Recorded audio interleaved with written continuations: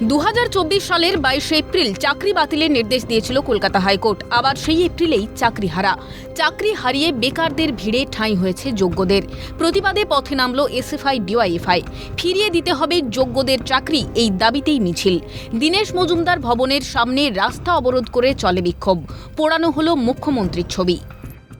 Supreme court থেকে 26,000 শিক্ষকের চাকরি বাতিলের দায় রাজ্য সরকারের, তাই এই রাজ্য সরকারকেই ক্ষমতাচ্যুত করতে হবে। এই দাবিকে সামনে রেখে ফের রাজপথে নামলো এসএফআই ডিওয়াইএফআই। রাজ্য জুড়ে চাকরি হারানোর হাহাকার, সুবিচার চাইছেন যোগ্যরা। দুর্নীতি করেছে সরকার, তাদেরকেই এর দায় নিতে হবে বলে সরব হলো আন্দোলনকারীরা। পাশাপাশি যোগ্যদের পাশে থাকার বার্তাও দিয়েছেন তারা। রাজ্য সরকারের বাইরে গিয়ে তো কেউ দায়ী নয়।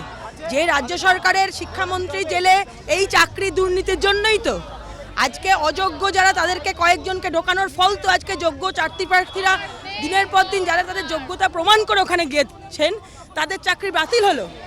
এর দায় তো সরকারকে নিতে হবে, সম্পূর্ণভাবে দায় সরকারের। যোগ্য প্রার্থীদের পাশে আছি, তার দাবিতেই আমরা আজকে রাস্তায় নেমেছি।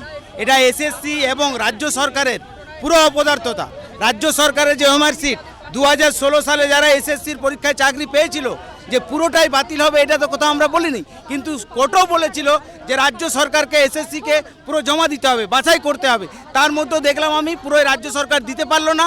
তার জন্য যারা বলি হলো, যাদের দরকার, যাদের সত্যিকারী চাকরি পেয়েছিল মেধার ভিত্তিতে, যোগ্য ভিত্তিতে, তাদের চাকরি চলে গেল। মমতা ব্যানার্জি যে এই রাজ্যের মুখ্যমন্ত্রী, সেই মুখ্যমন্ত্রী প্রেস কনফারেন্স করে 4 বার এনাকে দোষ দিলেন, 4 বার ওনাকে দোষ দিলেন, 4 বার অমুককে দোষ দিলেন। একবারও তিনি বললেন না, কারণ তার বলার সেই দম নেই যে আমি মুখ্যমন্ত্রী, আমার দায় এটা, আমার ব্যর্থতা এটা যে আমার রাজ্যে 26,000 জনের চাকরি চলে গেল। প্রশ্ন উঠছে, যোগ্য অযোগ্য বাছাই কেন হলো না? এত বছর ধরে পরিশ্রমের ফল এভাবে বিফলে যাবে? নিয়োগ দুর্নীতির দায় কে নেবে? তো যোগ্য শিক্ষকদের পাশে দাঁড়াতে এবার রাস্তায় নামলো এসএফআই ডিওয়াইএফআই। শিয়ালদা থেকে সেই যোগ্যদের চাকরি ফিরিয়ে দিতে হবে, এই দাবিতে তাদের এই মিছিল শুরু হয়েছে। ক্যামেরায় জ্যাকি সিংয়ের সঙ্গে মফিজুল ইসলাম, ক্যালকাটা নিউজ, কলকাতা।